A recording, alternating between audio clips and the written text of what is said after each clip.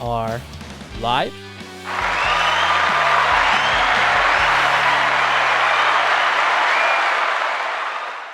Oh, Keep it going, keep it going, keep yes. going. Welcome back to episode 120 of Our Real Addiction.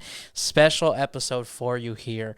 Spoiler review. As you guys know, this is the second episode of this week. If you haven't heard, there's a new animation film out, Spider-Man Across the Universe, which we're reviewing today. Strictly spoilers. So again, we're going to lay down some ground rules. First 15 to about 25 minutes of the episode.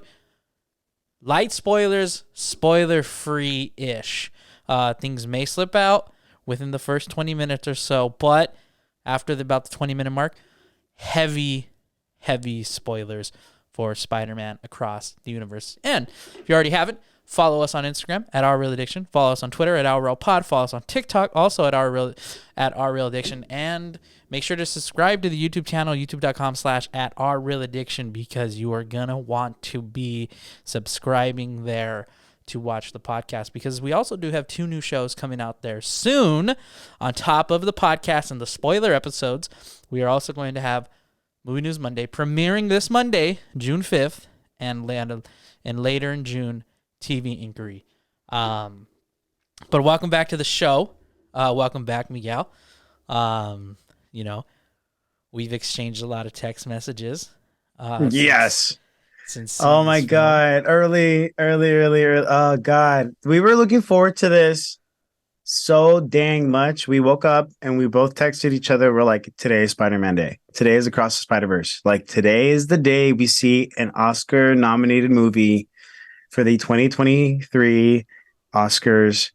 And like, I just know, and I didn't know exactly, like, I knew this movie was going to be fantastic, but to quote you, not just great, fucking great, like incredibly great how this movie was. And I was rewatching Into the Spider-Verse prior to seeing the movie, just to kind of, revamp. And I was watching the first one and I was texting Adam. And in that first couple scenes when Peter Parker dies and you feel for him and you feel for Miles, and there's just that level of aggression and the animation that goes on to it just kind of is when really it seeks you into this movie, and it shifts into, this is Miles' story 100%. And it continues to be Miles' story without regarding like the fact that there's so many cameos, there's so many other characters involved. The fact that this movie has so many great moments, and it's still with other characters, and it still belongs to Miles. Off the bat, like, my early reactions coming out of that theater, I was giggling and I teared up in a couple. I yelled with excitement. My theater was super animated. It was super packed as well too. There was a couple kids in it, which I wasn't very happy with. But the kids were respectful. They were like, I guess 6 years old. They weren't like crying or anything. Nobody brought their but everybody was seated and present, and there was that people clapped. People clapped when this movie ended. Mm-hmm. For my theater, they clapped throughout the end credits. And for my theater experience, I was expecting to get a poster right then when we scanned the tickets, but we didn't. And I didn't even notice that they were selling popcorn buckets. And obviously, if you follow AMC through Instagram or on their Twitter, they will announce the popcorn buckets for the upcoming movie, especially with big releases like such as these. And for me, we were a little bit late, but we got there right on time, right after the AMC Nicole Kidman advertisement, which I love. Was still able to see that. And I saw it and I made line. I asked the lady at the concession stand, I was like, where do I get my poster? Because I know it was going to be included with it. And they're like, oh, you just have to make line. So he's apparently you could either get it at the beginning of the movie or after the movie. And mostly everybody made line. Line went pretty fast. You just had to show your ticket. Once I got my ticket, I went back to the concession stand and I bought myself the Gwen Stacy popcorn bucket, which there's two Very available. nice. It's freaking awesome. I already added it to my display, but I had to bring it out for the podcast because I need y'all to see it. It's fantastic. The display of it is pretty crazy because like the back pops out, and I'm guessing the popcorn is like this. Hmm. But like thinking about it in the movie theater experience, like, are you just holding her like this Yeah, and just like really. reaching in? Because at this point, this is a collectible, miss. And so there's also Miles's mask. Um, but Gwen really stuck a nerve with me. Stuck like emotional and pulled heartstrings on me. But Miles did too. I'm probably gonna go back tomorrow and get Miles. Because I just have to have the set. I feel like also too because me saying that this is Miles' story. How do I leave the movie theater leaving with Gwen? But she's equally as important and fantastic. Truly, truly. um, Um, Go. What are your like? How was your was movie theater that so? Would you experience? say that is like your initial thoughts, or that's your overall experience?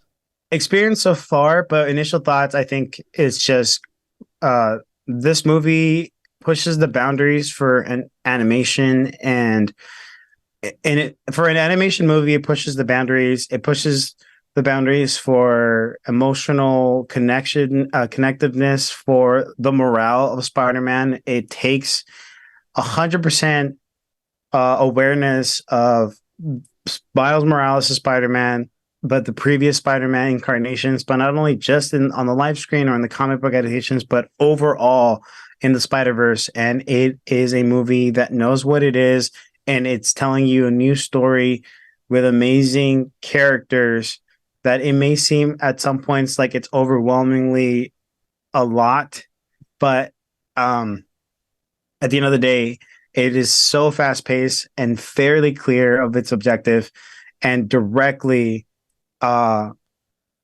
a good setup.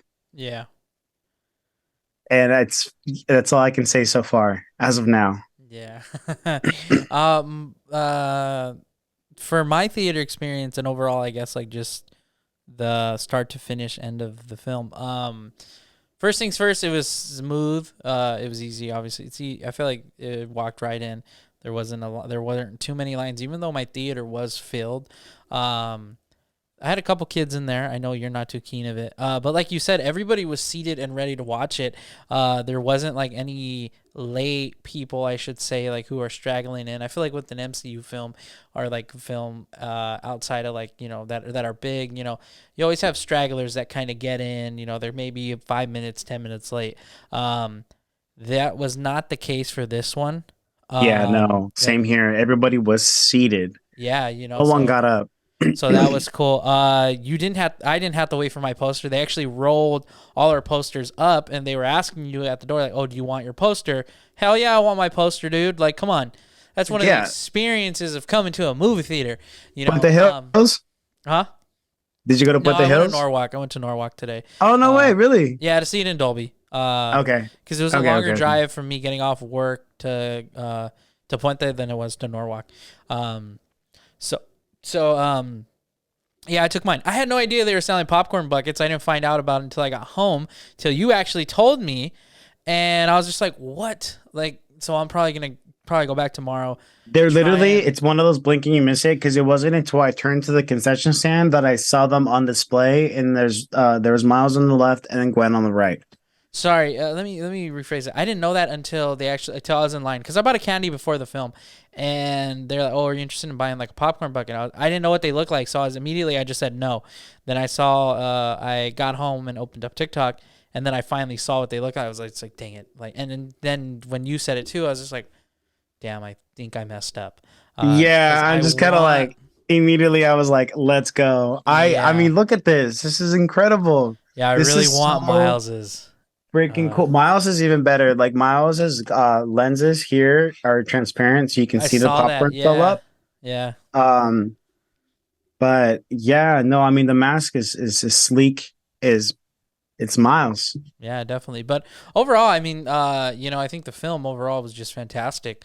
Um, In terms of experience, there wasn't much. I really did have to use the restroom. Like I had to pee because I had a lot of water today, and I just obviously couldn't get up at the end. I was just like, okay, I can't wait in a sense for it to end so I can finally use the restroom. But no, but overall, I mean, the experience from start to finish with the film was just fantastic. Like that's really all I can say. Um, my initial thoughts would really sum it up is that like this is the second best Spider-Man film of all time after 100%. the first one. Um, because like you said, this one was very overwhelming in really good ways.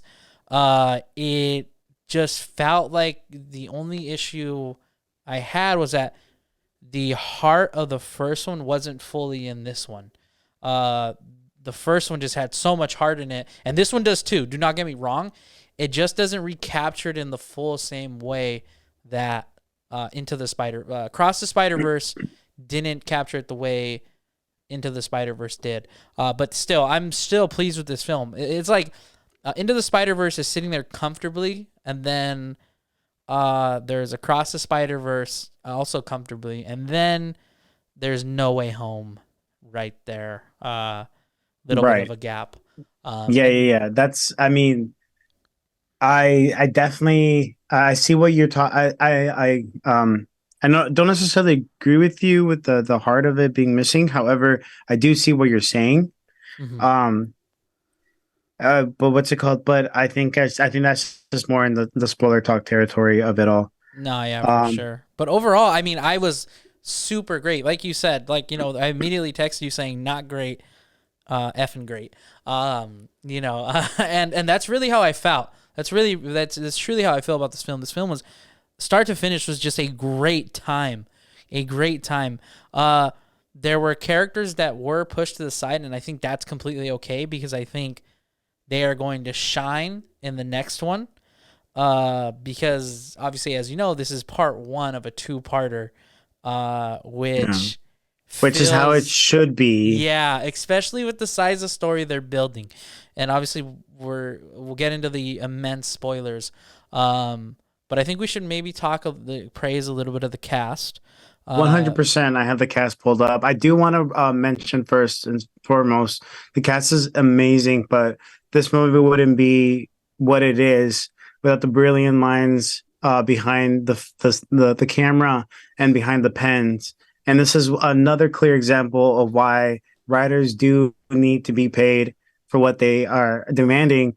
And studio heads need to cut the crap and really meet with the negotiations and agree with them because off the bat, this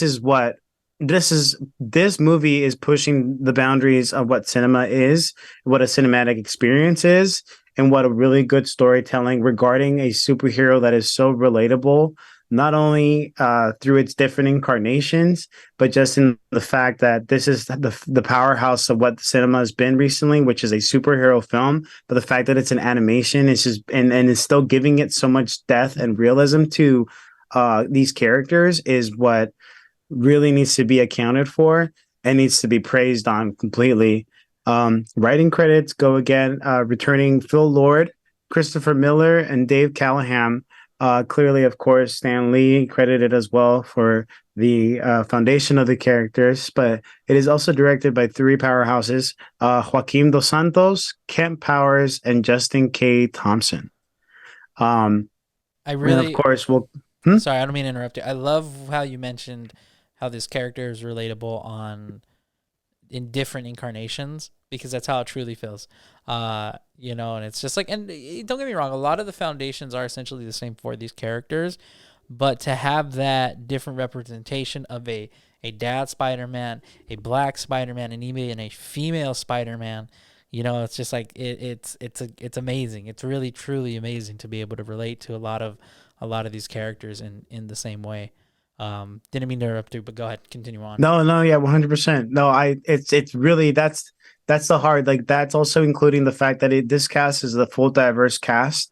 And the movie is completely diverse. There's some beautiful animation here. There's so much respect to culture as well to family, to how even the dynamics between Miles and his parents in this film too.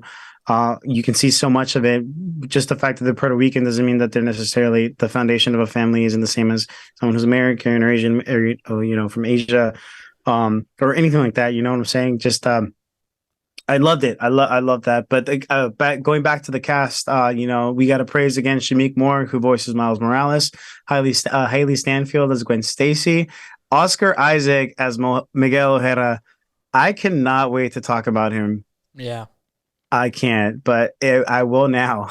Jake Johnson as Peter B. Parker, Issa Rae as Jessica Drew, aka Spider Woman, Brian Tyree Henry as Jefferson Davis, Luna Lauren Velez as Rio Morales, Rachel Dratch as Miles' principal, and then the addition of the Spider family, including Daniel Kaluuya as Harbert Hobie Brown, Spider Punk, Taran Killam as Patrick O'Hara, Web Slinger.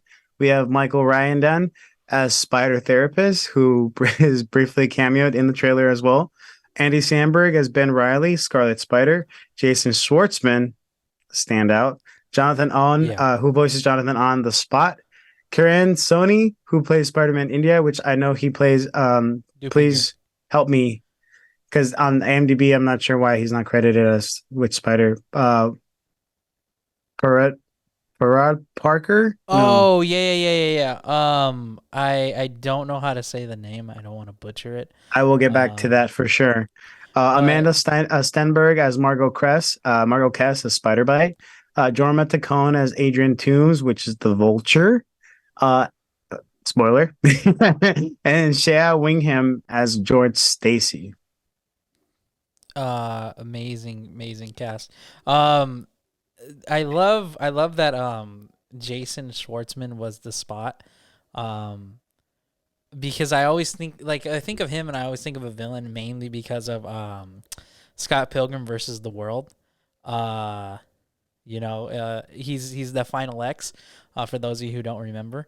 It's just I always just think of a bad guy, and the way the way they do it in this film is just, it's funny, dude. And they build on it so well. When they did the reveal of who this man was, because he's clearly in the beginning, and it was like, this feels like such an MCU move. Did you not get that? Spider-Man, Far From Home. Very, very Spider. I think it's safe to say spoiler at this point, because we're gonna get into it. So if you haven't seen the film or you don't care about spoilers, you can continue. And if you haven't seen the film and care about spoilers, I would suggest seeing the film and then coming back to this. If you don't care about spoilers and haven't seen the film, or you've seen the film, this is for you from this point on. So, yeah. Perfect. Are we in spoiler territory? We are in spoiler territory. Yes. 3, 2, 1. Spoiler starting now. Perfect. Before we just get into that real quick, the Karan Soni, who voices Spider-Man India, his real the character's name is Pavitir Prabhakar. I probably butchered that. I'm so sorry. I will get better at my pronunciation. But he is fantastic as well. But now, spoiler territory. Yeah. Sorry, I'm gonna build on that. To have that little of, I want to say little of that screen time and make that big of an impact. Yeah, steal the show, dude. Just like hats off everything. I mean, again, thank you writers and thank you for the direction, the animation, the producers, the VFX specialists, the production design, the production management, the art department, the sound department, the visual effects guys. Geez, animation department, music department, additional crew. Thank you. You made this movie a fantastic ride for the moviegoer. That I swear, I feel like if this movie is not Oscar worthy, or it is Oscar worthy, if this movie is not in the Oscars top 10 list, we are fighting for sure. We're gonna just make another episode where we just talk major trash on the Oscars and we start striking. Unfortunately, it is gonna get disrespected at the Oscars. It's not because it's not a good film, by no means. I'm gonna be honest. I haven't seen a better film this year than this one. Uh, that's obviously just my opinion. And I've seen quite a few films this year. You know what? Yeah. I can't think of any one that is putting an impact the way I feel about a film right now. However, the film, you say the film is very big. I think we should kind of just get into the spoiler talk. It's clear from the trailer that Oscar Isaac as Miguel O'Hara, aka Spider-Man 2029, or 2099, excuse me, is I was playing like, that's not that some. far away from now. Yeah, sorry, apologize. Is playing some sort of villain. He's in a villainous role. 100% is this dude the villain. Don't get me wrong. The Spot is also the villain, but the Spot is the overall. Yeah. He's the end villain of what feels like is gonna be this trilogy. Because like you say, the way they did it, the way they MCU moved him, where it was they kept referring to him, not just Miles Morales, but also Gwen Stacy, as Spider Gwen. They kept referring to him as, "Oh, you're just the villain of the week. You're just the villain of the week." Yeah, they And kept disregarding him. I mean, even Miles yes, was just like villain of the week. Like, yeah, you're just someone who is ridiculous. yeah, And even Miles goes ahead and is like, "Hey, can you just like be a regular villain so I can like lock you up? I got places to be." yeah, Complete disregard, and it just goes off and builds off the fact that we have experience, and it's so crazy. We have seen him before. I mean, he was one of those blinking you miss it. He even mentions it last movie. His last time I saw you threw a bagel at me. yeah. And yeah, he did. I was just rewatching the first one, and that's exactly where I left off, which is right after the break into the what is it, Alchemex? Uh-huh. Alchemex Yeah. The into Alchemix Center. labs, Yeah. and they try to steal the information for the booger or the bogey. What is it? What does Peter B. Parker call it? He calls it a Oh, the bogey or goober? boogie. The goober. There you go. So they can like rewire the whole collateral thing, the machine. And then he gives us. There's a lot of exposition in this movie, and it Yeah. even starts off from the beginning, going like, "Here we go again. Let's do this again." But it takes an interesting take because it begins with Gwen. We get Yeah. more on Gwen and her relationship with her version of Peter Parker in her universe, as well as her relationship with her father, George Stacy, who is the captain of the NYPD department. Which is Uh, also a big plot NY, point later down the road. it definitely is. It Not is. necessarily Yeah, her dad, but the captain aspect of the absolutely. captain of the police. And yeah. And then it's really cool because at first it just builds off that, it builds off like, where has Gwen been? How was her relationship post the events of Into the Spider-Verse? How are things in her universe? And can we just start off by saying, holy crap, is the animation in Gwen's world, Yeah. Earth 42? She's not on Earth 42. She's on Earth, like, 16 no, that's Miles. Miles is 1610. I don't know what Earth she is. Because the spider, the big reveal is from the Earth 42. Earth 42, right? Yeah. Sorry, there's a lot of Earths, so guys. I'm sorry, as I'm not as super accurate. We are just basing this off of coming It's off from a hard, movie, but it gets hard to keep track of all these and it is, Earths. yeah, especially when they mention Tom Holland Spider-Man and Yeah. Doctor Strange, and they were like from Earth 99999. I was like, first of all, I thought that Earth was like 619 or something, or like Yeah. or like something more accurate, but whatever. Point is, the animation for that was fantastic. There's an incredible sequence in the very beginning that is so heartbreaking, and it almost feels like it wasn't even animated. It feels like it was watercolors, because Yeah. that's looked like to me, where they just put it on paper and then let it run. Yeah. And the fantastic, and I gotta praise them again, the direction that they chose to portray emotions between these characters, because it's a little bit of dialogue, but so much is said with the animation. There is a reveal where Gwen finally confronts her father and reveals to him that she's Spider Woman or Gwen Spider Gwen, Yeah. and this entire time George Stacy is trying to capture Spider Man or Spider Gwen, and for the whole purpose is that he believes that Spider Gwen murdered Peter Parker, and his daughter's only best friend, which is Peter. And finally, that review is just so heartbreaking. And then Miguel interjects, and Issa Rae, Jessica Drew character, interjects and is begging Miguel O'Hara to be like, you know what, she's an asset. She can be an asset to the team. Let's bring her in. Even though Miguel O'Hara is like, she's a liability. We can't. And it's early on. Why not?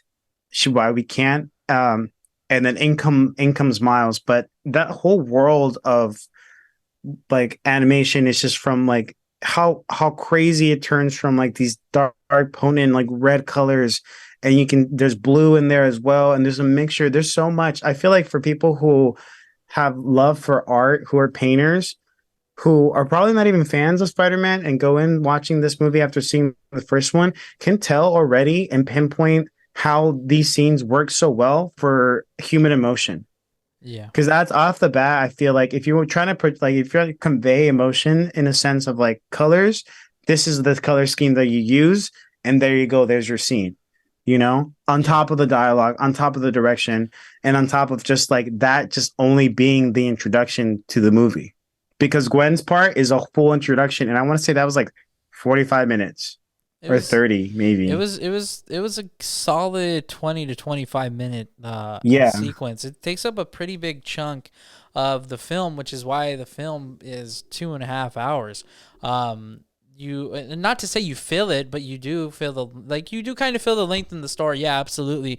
But I think with this film, like you mentioned, this is so much more. This is so much Spider Miles Morales' story.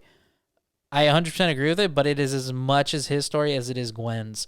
it definitely Because this is. Yeah. story is revolving around their relationship and how it's affecting really the universe. Yes, the overall arc is that Miles can't be a part of the Spider Society because he is the worst. It's funny because they disrespect the MCU with Doctor Strange and Tom Holland Spider-Man, but they essentially do Multiverse of Madness in a better way in this film, because What the whole premise of Multiverse of Madness is that Doctor Strange is the most how should I hit biggest liability in all of the multiverse, and that's what basically Michael O'Hara starts with this in this film is, well, that is essentially Miles Morales in every single universe. He is the biggest Spider-Man liability. He is the reason you he cannot was be the here. anomaly, Yeah, basically. He yeah, was the one who it wasn't supposed to be bitten by the spider in the first place, because the spider that bit Miles into the Spider Verse was from a different Earth, which is Earth 42, the one we mentioned earlier. And overall, it's Miles can't be allowed to be part of this team because of a specific scene that happens later on in the movie. Once Miles goes into across the Spider Verse and visits. Oh boy. what's up? No, sorry. You're My good. my I thought I got scared a little bit with my phone. No, you're good. Um, the Spider-Man India version, Mm-hmm. and when we get introduced to Spider-Man, Pavitr Paraka. I hope I'm saying that right, man. I hate butchering names, You're probably but butchering, but it's fine. I'm trying, guys. I'm Well, so sorry. essentially, what happens with Miles is he averts a canning point. So, and that's the biggest thing is that there Break down the are, canon, Adam, yeah. because I So know you were like, this oh, let's is talk about it. this is really cool.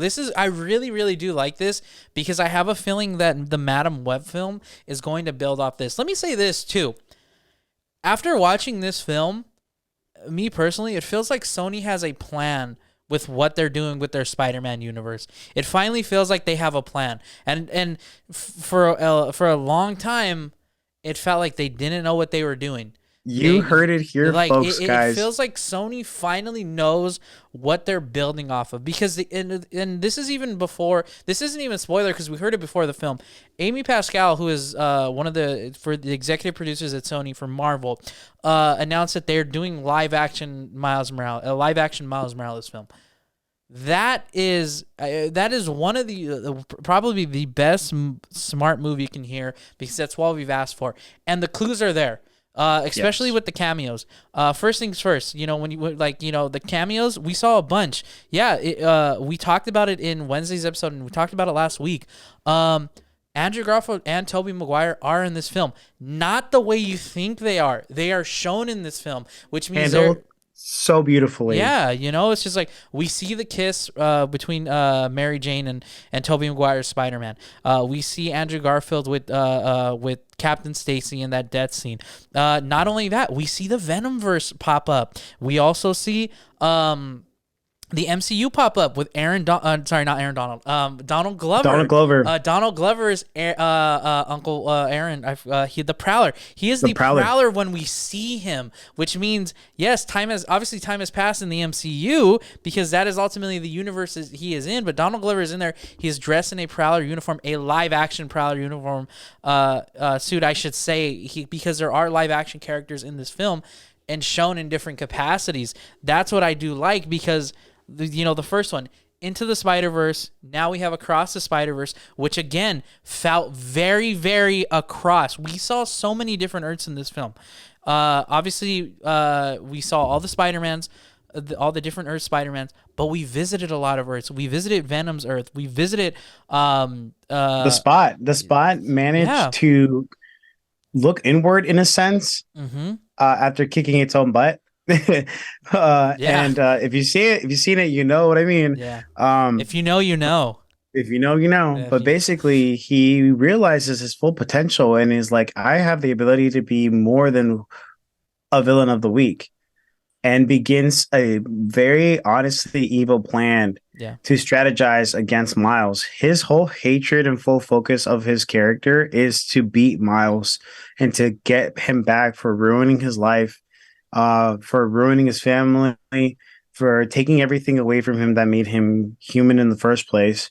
But honestly, consequences of your own actions, bro. Why were you Yeah. working for Alchemix if you're that good? No, You know, yeah, like, 100%. first of all, you chose that path. You cannot blame anybody but yourself. Yeah. In that fact, circling back to canon, how they were handled, how we saw these universes combine from Sony to the MCU to the animation world, and I mean to the Spider-Verse, is by the fact of it being canon. Miles interjects with Spider-Man India's canon point, which is a moment where he has to decide whether to save his version of Gwen Stacy, which I believe was his version of Gwen Stacy, It wasn't, right? yes, but it wasn't that specifically. It was the Yeah. dad. So the dad. It was the father. It was the father who was a captain, basically the captain of that version of New York.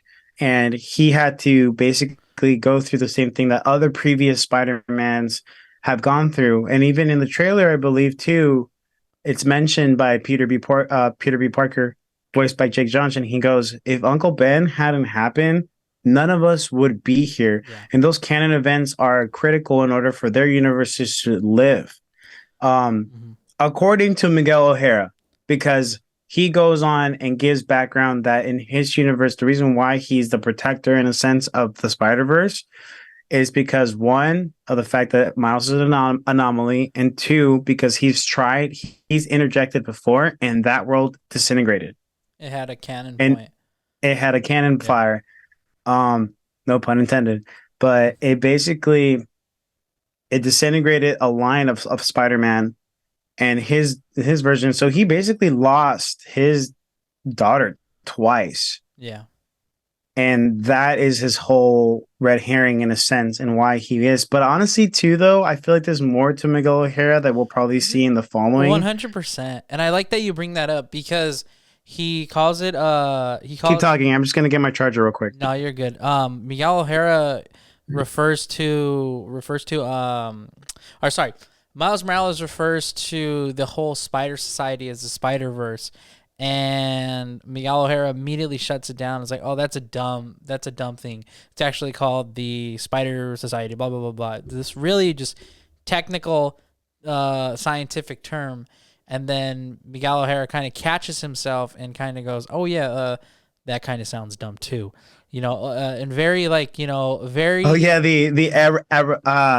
arachna something, yeah, and like he's he like, Yeah, so it's just like, and this is what I mean. Like you say, you feel like there's more to that because I feel like, he like Miguel O'Hara, like he wants ultimately, he would love to include Miles Morales, but he can't because of he feel he can't because of the fact that he is a canon or he's an anomaly. He is essentially he will cause more harm to their society more than he will bring good. The heartbreaking part in this story is the realization that Miles finds out that both Peter B. Parker and Spider Gwen are both involved in this, and they've known prior after they've known for quite some time, and it really you can feel that you feel that that stab to the back, I should say. it it really did. I felt I honestly generally felt hurt by the reveal. It made me start making me think that I couldn't trust them. Yeah, And that's crazy as a viewer. Like, like it's not even like you're viewing these as a third person and you're feeling these emotions, which means that it works. and it And goes, and we have to praise the writers for that because of how well they wrote them in the first film for us to love them that much and to feel this hurt with our characters ruining or essentially stabbing Miles in the back and not being able to tell him of course, this truth. earlier you did mention that you didn't feel much of the heart of the film from the first one and this one, which I know you weren't saying that that's not necessarily entirely true. Mm-hmm. But for me, the way I would disagree was just the expansion on the dynamic between Miles, his mother, and his father, Yeah. because ultimately that whole thing, and it's funny because I saw a review prior by Chris Stuckman, and he mentions that there were some moments where it felt dragged, and he said that it was probably because of the family dynamic in the beginning. And I unfortunately have to disagree with him too, because I feel like the way the narrative works is that you focus your moment in time with these, because essentially they were also kind of sidelined Yeah. in the first one Yeah. because it wasn't their story. And this movie is a wholeheartedly full It's family very, movie, yeah. and it's building up on the fact that his father is going to become captain, Yeah. which essentially means that he is going to lose his father once he becomes captain. And even Miles goes, when? I need to know when, because I'm not letting that happen. And Miguel is like, no, bro, like I need you here. You're gonna let that happen or your whole world is gonna disintegrate, and we can't have that happen. Basically saying like this is for your own good, even if it's not, you know? And eventually he's like tells him like 2 days, it's gonna happen in 2 days. And this is when the whole full spider like through the what is he called? The They go through the Spider Verse eventually.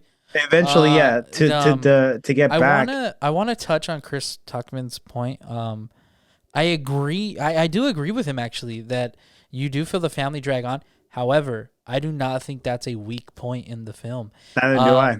I will. Yes, that I think that's where you Not feel the saying that lane. Chris Stuckman is saying it's a weak point. He just says No, that there's moments where you feel it drag on, no, and that's yeah. mostly during the barbecue scene when they're celebrating for his promotion. Oh man, I don't agree. I don't necessarily agree with that. Point is, I don't think so either, I think because the I family. fear I feel like that feels more like that was so much setup, and even Yeah, too, yeah, it's in the trailer where Miles's mom is like, you spend so much time raising your little boy that you forget that they're grown-ups, and I need you to take care of my little boy because you are now in charge of him, you yeah. know? No, Um 100%. But ultimately, this film is about parents and it's the relationship with between the parent and kid, because and you see it everywhere throughout this film. You see it obviously with Miles and his family. You see it with Gwen and her dad. Not only do you see that, but you see the relationship that Peter B. Parker has with his kid. Mayday. Yeah, Mayday. Not only that, the Miguel O'Hara and his daughter, the relationship that he wanted so bad, because he couldn't have that on his Earth. He goes and Purchase. puts himself into another Earth. But not only that, then with Spider-Woman, she's also pregnant, which is, it's just like there is so much that has to do with the relationship of parents and their kids and how important it is, and just the difference of it. And you see the effects, of how it is. It's just like something with like, with Miles and his you root for Miles so much because one of his relationship, how much they center it around them, but you feel for what Gwen is Gwen is going through, for being blamed for the death of Peter Parker by her own dad, and it's just like, and how rocky that is, but he chooses not to understand because of his situation that he is a cop. And then not only that, where it's just like the insecurities that Peter B. Parker has that linger on into the first one, where it's just like now he's not worrying about if he wasn't afraid to settle down with, Mary Jane, but now he's like, am I going to be able to be a good father? And it's just Yeah. like, and they And he don't even really, he vocalizes that he's like, the only reason why I decided to have a daughter is because of you. I feel like I'm so proud of you and who you are. Like, I like you yeah, to make me realize, like, hey, I could be a parent or I could have a daughter of my own and, it's a still nice be, scene. huh? It's a very nice scene that they It is a have, very nice scene, but it also feels very, like, sadly, like it gets ruined by the moment because Peter B. Parker has the watch Yeah. that like is basically linked to all the other Spider-Mans, and they're like, "Oh, we got your location," and it immediately goes like another stab in the back, being Yeah. like, "Oh crap, you were just tricking me this whole time, saying all these words to me Well, that's just just good so they can get my storytelling, location." you know. Huh? That's just good storytelling. And that's just good Yeah. storytelling, That yeah, that's because you really just what it is. feel the betrayal. I Yeah. felt honestly betrayed. There's a scene where Miles is falling and he doesn't have anything to swing to, and Gwen reaches for him through a spider, like a web, and he breaks it. He looks at her and just snaps it off. He's like, I'd rather just fall. And like Yeah. you can see his tears and you can see the hurt in Spider Gwen, and and it just So like much it builds heart. so much and it So much. Yeah. hurts. Yeah. The reason I say there's not as much heart is because like like those who haven't really seen the first one but are aware of it, what do they know the film for? The song Sunflower. Right. This film I feel like was just missing It's Sunflower. yeah, Aw. like and I feel like had it had that, it would have fully captured the film's original heart. What the However first though, one has. Yeah, go ahead. here's what I will say. It would have been hard to top a song like Sunflower, Right. because No, that what was yeah. everybody was playing that after this film came out. Yeah. You Yeah, know? no, I'm not to say that the soundtrack wasn't banger. It just wasn't. It didn't have the sunflower. It didn't have sunflower. It didn't have as And much not saying that presence. the soundtrack is going to be bad, which is now available It's available now. tomorrow. As you're listening to this now, it's available. Because I looked for it, I can't find it. It's actually, I thought it was dropping Eastern Standard Time. So It's technically, possibility. for release, yeah. Yeah. Um. So So yeah, I feel like where were we? Uh, Canon. yeah. I mean, canon points a lot. A lot happens in this film, and it's just like, and I think like with like the ending act, Let's talk about that third act because there's a I lot didn't that know it goes was gonna on. be this movie ends in a cliffhanger, but I didn't know it was going to end with a cliffhanger into the third act when somehow Miles manages to return. Oh, which is a cool like a cool mechanism, basically that is really freaking creepy, kind of Yeah. borderline scary to return To Earths. Yeah. Spider-Man's to the original universe, and it's kind of like a spider literally comes out and cocoons, starts forming a protective egg, and transports you or teleports you back into your universe. But because Miles was bitten by that spider 42 from the Earth Spider 40 from Earth 42, he gets transferred over to that universe, to Wow, that I'm Earth. gonna be real with you. I didn't pick up on that. I did not pick up on that. Really? I thought they just sent him there. No, yeah, no, I think it's even there Wow. too. I think it's mentioned, yeah, because he's from Spider-Man. Basically, because it's Yeah. based off DNA. Yeah. So the spider reaches in, looks for his DNA. Okay, Spider Earth 42 sends him over, and Oh my even then too, goodness. there was a very cool scene when he's like swinging through the city, where you can see like the buildings are kind of collapsing around him, and it just feels like, um, A lot of he's going through chaos. so many Yeah. obstacles, and there's like the subway's like turning around, and then it's like floating and everything, and he's going through it as well. But to me, the way I saw that as a narrative point of view, and as a I think director, is how he feels emotionally. Maybe he Mhm. was just swinging in desperation, trying to get back to his house, but how he felt going through that was absolutely beautiful. Yeah. But here we are in Earth 32, and it's a little weird There's off something the bat. off. Yeah. There's something off Yeah. completely, and it's a fantastic plot twist because Gwen manages to come back thanks to Hoagie, who is voiced by Daniel Kaluuya, who I loved. He was an absolute. He had so many perfect one-liners. He is the unspoken MVP of this film. Like Literally we're the not gonna MVP of this film. like it's because it's so subtle in terms of like how it happens. Because I think he goes to Gwen's Earth and kind of is ahead of Oscar Isaac as oh my gosh, Miguel O'Hara. He's ahead of Yeah, Miguel O'Hara in this sense where it's just like he realized that shit was kind of going to hit the fan for everybody, and Gwen is probably going to need a little bit of help. yeah. So he Did you does. notice how he was picking up a couple of things throughout the lab? Yeah. He was taking Did you stuff. pick? Yeah, Yeah, he was taking stuff, and then he like disappears. He kind of drops something off, and then he like disappears. yeah. So it's just like That was he's ahead. sick. He was 100% ahead of the curve of realizing that it was gonna go. It was things were gonna hit the fan really quickly, and things were gonna pick up. The film really like it starts to really pick up once Miles makes his choice that he's gonna save his dad. Everything's kind of not slower pace, but they're cooking.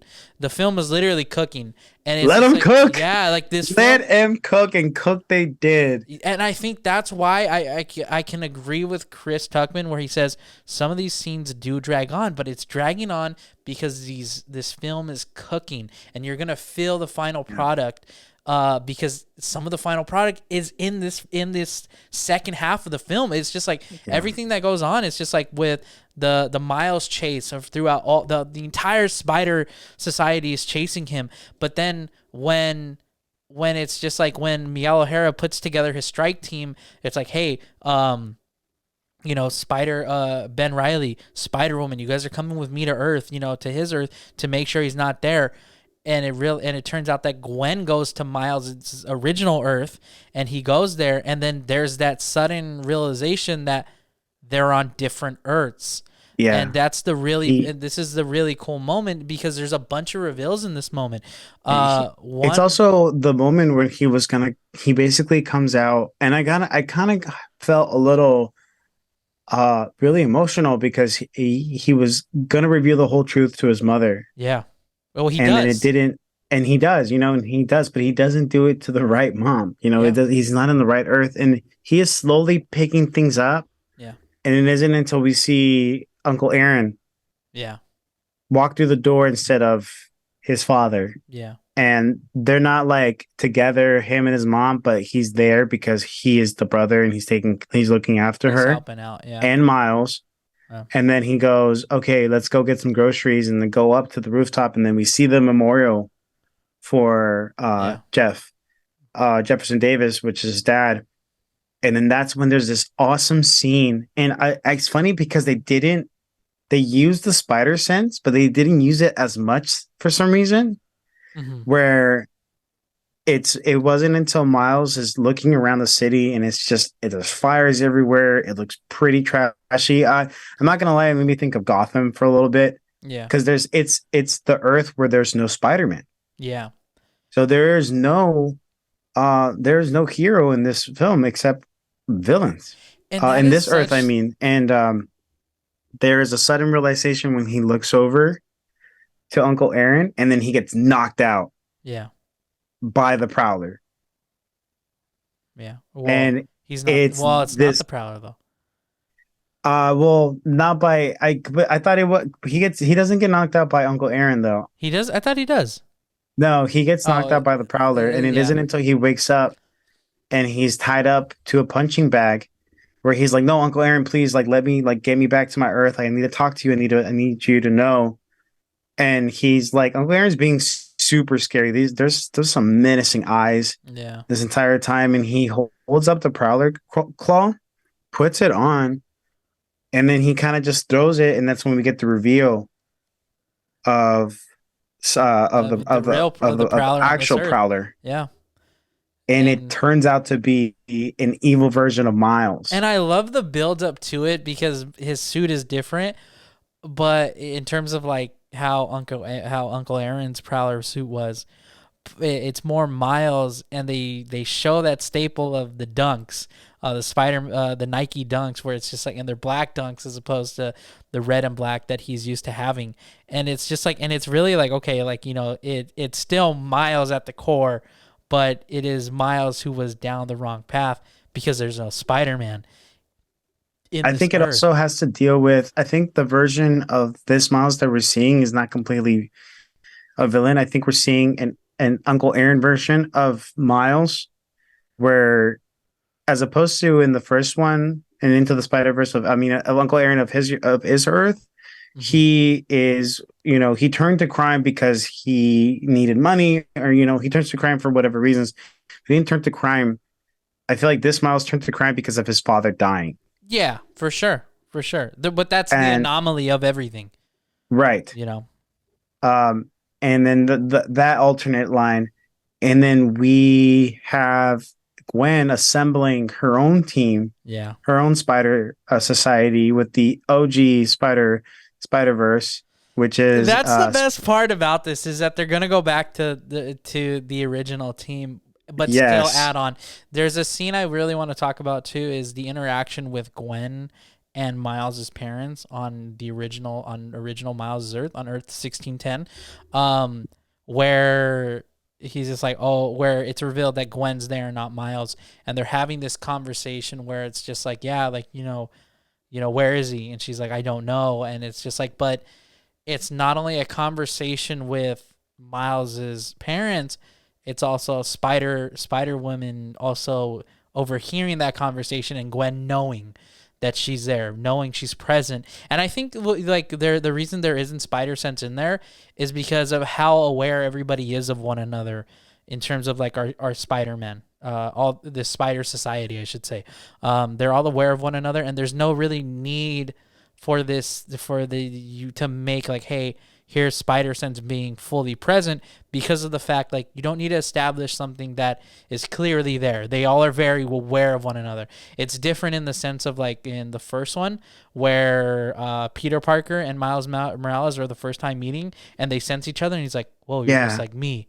And he's like, I don't want to be. And he's like, you don't have no choice. That when first time meeting, there's like that. But these are already established characters where it's just like Spider Sense may not do any of them any good against one another because of how in tune and how alike they are. But point is, this conversation where it's just like, I'm gonna find him, I'm gonna bring him back, basically, and I love that like the parents don't know what Miles is doing, like he's Spider-Man, but it's also like there's also very awareness that he is possibly Spider-Man. I feel like the mom knows it more than the dad. Yeah, for sure, for sure. I Even though feel like there's this really nice conversation between Miles and the dad while Miles is dressed up as Spider-Man, he's but like, it's just like, yeah, maybe you just get off his ass. yeah, yeah, that's a really nice conversation. But what this does is that, like, I feel like this is breaking the stereotype of like what Spider-Man is supposed to always be. His nobody knows his secret identity except for those around him. He only has one parental figure in his life, but Ben Parker always dies. He's taken care of by, he lives with Aunt May, or he is some sort of in that care of Aunt May. Doc Ock is always his mentor. That kind of stereotype. They're trying. I feel like Right. Sony's Or really like trying Tony to. Stark with Tom's Holland Spider-Man. No, yeah, 100%. I just feel like they're really trying to not Break the break mold. away. Yeah, Because that's what they again, are it trying goes to do. back Yeah, to what Miles says. Like everyone keeps telling me how my story should end or what I'm supposed to be doing. And you know what? No, I'm not gonna settle for this story outline. Like I'm gonna do my own. I'm gonna do my own thing. And he goes on and does it. But now we're also getting the repercussions of that. yeah. Which again, I like you say, because it's just like, oh, and somebody calls him out for calls out Michael O'Hara, where it's just, or Miguel O'Hara, where it's just like, how do you? It's just like he can't be a part of it because he is gonna avert a cannon point. And I forgot who challenges him and says, "How do we know that's a bad thing?" Yeah. And I it's just think like, also too what we missed out to mention is when Gwen Stacy gets basically by Miguel O'Hara, he blames her for including Miles in this whole plan mhm, and sends her back to her Earth, yeah, and she visits her dad. And then there's a very sweet scene where prior to the beginning of the movie, what I was mentioning earlier, there's some very hard, dark, and like emotional colors on display. mhm, And then there's this acceptance between the two. And she asks him, like, aren't you back? Like, aren't you going to work? He's like, no, I quit right after. Meaning that he never died in her universe yeah, because he quit the force. And that means, and also too, her universe is still intact. So, yeah, so that breaks the mold. Her also breaking the mold of her having to lose her father because he's the captain. mhm, Um, can also happen for Miles in his Earth, and also gives it more of like a what's really going on with Miguel then? Because if they're an exception and he supposed to be aware of it, why is he so keen on Miles being a failure? Or letting things happen to him? Like, what is the real story there? Which I think we're going to get more of later on. yeah. But the ending scene of this film, because we still got like, where does this lead to kind of talk about. But essentially where this film ends, because it's clear it was a cliffhanger, that it was going to be a cliffhanger from the part when they announced it was part one and part two. Um, but like we said, when we briefly mentioned it, where it is Gwen Stacy has assembled her own team. She's gotten the original Spider-Verse team back together, obviously with the exclusion of Miles because we know he's on Earth 42. But there is obviously there's Gwen Stacy, there's Spider Gwen, there's Peter B. Parker Spider Man, there's Spider Man Noir, Penny Parker, and there's Spider Ham. But we also do have additional members, which is probably my favorite part, because we do get Spider Man India, and we also do get Spider Punk, which is Spider Bite, who we didn't even mention in this at all throughout this podcast. I don't trust her. I feel like she's a weasel. Um, I think Spider Bite. I trust her. It was weird. You know what? Yeah, it's suspicious because I think she knew, but maybe she didn't know that he was going to get sent back to uh, Earth 42. yeah, then that's a possibility. It's Yeah, definitely a I think, possibility. but also too, she has the most fun. She probably knows, and if she does know, then that's where they're starting Yeah, because then that means they have a clear point, and she should remember at least. I don't know. yeah, I would keep track. I would have a memory file of things. So it'd be like, oh, that's where he gets in, or at least like somewhere along the lines of the computer work. That's where that's where he ended up. yeah, definitely. Um, But that's where the film ends. Is like them showing their team. Obviously, Miguel O'Hara. I keep saying Michael. yeah. Miguel O'Hara obviously has his team who he's working with. And then the credits kind of reveal the next scene or the next film. At least I didn't know it was titled this, but it is titled Beyond the Spider-Verse because it says Miles Morales will return in Beyond the Spider-Verse. Um, which Now, which exactly I know what you want to say because I think before we get into that, let's look at the titles. Uh, because there's Into the Spider-Verse, which gives us just the tip of the iceberg of the Spider-Verse, and then there's Across the Spider-Verse, which this film truly was Across the Spider-Verse. And now we have Beyond the Spider-Verse. Um, What does that mean? I think we all. What I think it does that knows. I think mean? we know. I I know think that was a rhetorical, but oh my God, does that mean, because we clearly saw there was cameos in this, this means what we've been talking about, Sony's plan with their Spider-Verse, with a legitimate live action into the Spider-Verse film. where we get a mixture of things. Also, we forgot to mention MVP. Oh. The Lego Spider-Man. Oh my gosh, that was, you know what? I love, literally Miguel O'Hara goes, "You're the best of the best. Thank you." Yeah. I love how he makes the sound effects for his own Beep, beep, beep, beep, beep, yeah, beep. yeah. And also shout out oh my gosh, what's his name? J. Jonah Jameson, his real name. J.K. Simmons. Shout out J.K. Simmons just always showing up when asked to. You know, it's just thank you. Like, yeah, like, just because, like, nobody else should be voicing J.K. Or sorry, J. Jonah Jameson. J.K. Jonason. I mean, J.J. Jonah Jameson. His name is J.K. His real name is J.K. Simmons. His on-screen name is J. Jonah Jameson. It's a bunch of tongue twisters, a lot of J's. But thank you to him to just keeping that menace. Spider-Man is a menace alive. Yeah. Speaking of menaces, a little blink if you miss it. Towards the end of the third act, when Miles is basically about, getting confronted by his own evil version, there's a voiceover by J. Jonah Jameson saying the Sinister Six have come to fruition, or have doing another plan on the city. Mm-hmm. So we might see a Sinister Six ensemble in Beyond the Spider-Verse as well. That'd be very, very cool. Very, very cool. Meaning they maybe even Prowler's part of the Sinister Six. I can see that. I can definitely see that. So here's what we know about the next one. The Spot is what seems to be the end-all be-all villain of this trilogy. We have another Spider-Verse team. Somehow evil Miles Morales plays a part into this as well. I do think at the end of it, Miguel O'Hara is going to have a change of heart, and they're going to form the Spider Society against the one Spider Society, because there's Miles is now there's a Spider-Verse team, and then there's a Spider Society team. I think they're gonna merge into one Spider team, fully. Once again, accepting of Miles. Once they realize his cannon point won't do any harm.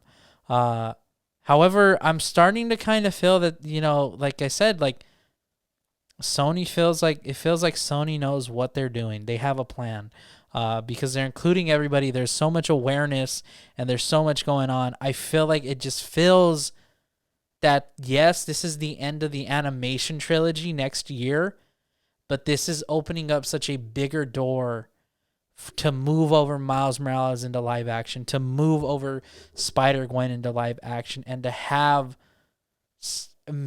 dare I say, an involvement in Avengers Secret Wars. Could you possibly see this either just being a Sony property, or obviously being into the MCU as well? So here's my thing. I feel like it'd be dumb for both companies not to work a deal out to have everybody move into one universe, in terms of, at least for one film. And because this is how I feel. Okay, Spider-Man and all that can be its own pocket universe, but when the companies want to cross over, they 100% should. And I feel like if we are moving into a universe that is going to be past this animation, because I truly do believe that Shamik Moore, Haley Steinfeld, and Jake Johnson, as well as Oscar Isaac and everybody else included in the star-studded cast, are going to have opportunities to play live action versions of themselves. Like, I truly believe that they are. That's what it feels like, especially with the title being Beyond the Spider-Verse. They've given when you say Beyond the Spider-Verse, what else is beyond? In my opinion, the Marvel Universe, the full Marvel Universe. for one cataclysmic event, which would be Secret Wars, or maybe the Avengers 6 or 7, or sorry, Right. 7 or 8. You know, Right. but it makes Damn. sense to do it with Secret Wars only because it's a battle world. It's universe versus universe. You know, This is what we got for the writers and directors for beyond. Beyond the Spider-Verse. Again, Dave Callahan, Phil Lord, and Christopher Miller returning as writers. It's and as well as Joaquin Dos Santos, Ken Powers, and Justin K. Thompson. So far, the stars are Shamik Moore. That's all confirmed, but it's in post-production and it's expected a March 29, 2024 drop. I So hope it it's doesn't less get than a year that we'll be getting this movie. We'll see the continuation of Miles, which obviously in the 5 year span, of course, they took so long. yeah. They're planning It for two makes films. so much sense Yeah. because it was definitely worth the 5 years. And now, you know, we have this. This is incredible. I got a question for you. Just because these are at the end of the day, this is Sony's project. Sony likes to is gonna fully want to bang in for their buck on this final film. mhm. We saw them in this film. Well, we saw two of them in this film of our live action Spider trio. Do you think we see them all in Beyond the Spider Verse in some degree or form that isn't archive footage? Yes. I think so too. I think the going back to the couple episodes before of our real addiction when they showcased the thumbnail for It's a Miles, tease. Tom Holland, It's a tease. Toby, and Andrew, I feel like it's just at that point, and why wouldn't they? Like it works so well. Maybe they It may not be able to works so use well. Tom Holland, but I can At the easily. moment, for what's her name? Amy Pascal? Mhm. Yeah, The she's right? the executive producer at Sony. From what I've read recently, and if you follow our Instagram, I posted an article in regards to Miles coming into a live action, but also not only Miles, but Spider-Man 4 having Tom Holland and Zendaya returning. Hmm. Everything's on hold, but Yeah. it's in development. It's just everything's on hold due to the writer's strike. No. Yeah.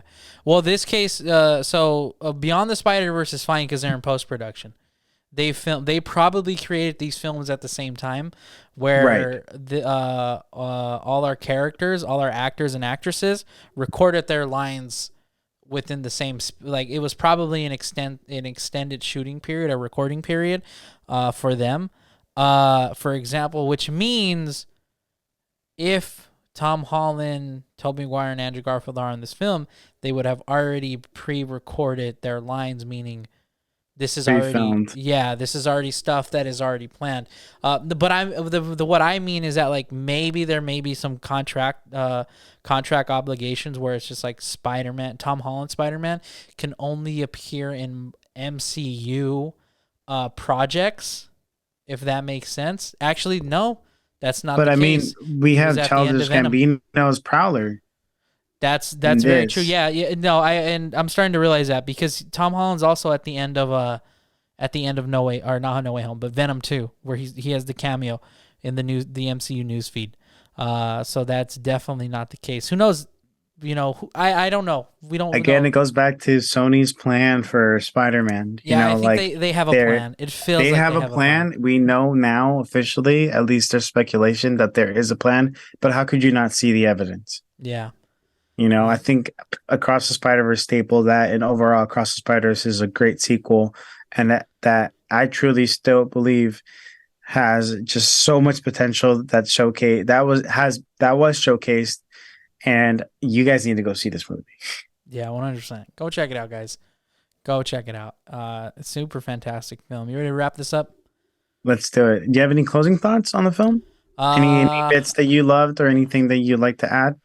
okay, I say this probably for every film in the summer that's come out, but this is the film dragging me back to the theaters for No, sure. this one for Like sure. without a doubt, I'm seeing I this mean, more than okay, once. let me just say Guardians with that hallway scene in the third act, you had to see that in theaters. It's different Yeah. seeing it on playback in your streaming service on your TV. Even if you have the 4K to the 8K, I don't care. A theater Seeing that in experience, yeah. theater, in the theater, was a magnificent experience. Yeah. Seeing the chase scene in the lobby from the Spider-Man Society, another thing you have to see in the theater.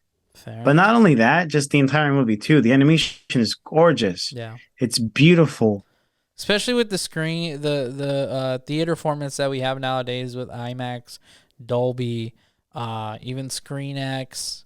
That's the lower format, but Cinemark has their one style format. You know, it's just like there's so much for it to offer.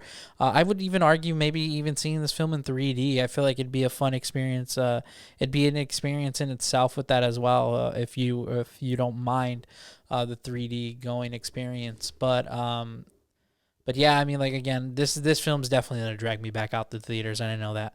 I'm definitely catching another showing for sure, but I'm definitely seeing this in Dolby. Unfortunately, in my theater experience at the beginning, the audio was very low for some reason. Mm-hmm. Which is so funny because prior to us watching the movie, we were both kind of torn about doing either Dolby or IMAX, and I was set on IMAX because I thought my showing was gonna have 3D IMAX because I Mm-hmm. wanted to see that animation pop out at me. Yeah.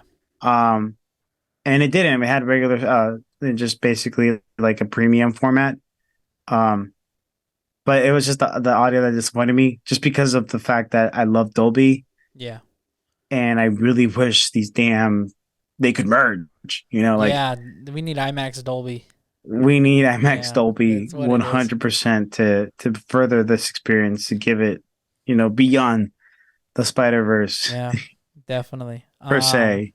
But yeah, go ahead, give us a send off here, Miguel. Again, thank you so much for catching us on this 2 episode week. Again, we're just gonna keep dropping more and more. Adam has premiering on Monday, the 5th, Movie News Monday. So please check that out. We're very Video excited. It's only. gonna be on video only at Our Real Addiction on YouTube, and don't forget to follow us on Our Real Addiction on Instagram, as well as on our Twitter at Our Real Pod, and on TikTok for Our Real Addiction as well. Thank you so much for sticking with us. If you enjoyed this movie, please let us know. Reach out to us on the Instagram. And thank you. Thank you so much for being part of this movie theater experience with us as you're listening to this too. So, as always, I'm Miguel. And I'm Adam. And this was Our Real Addiction, Sick Parvis Magna. Sick Parvis Magna.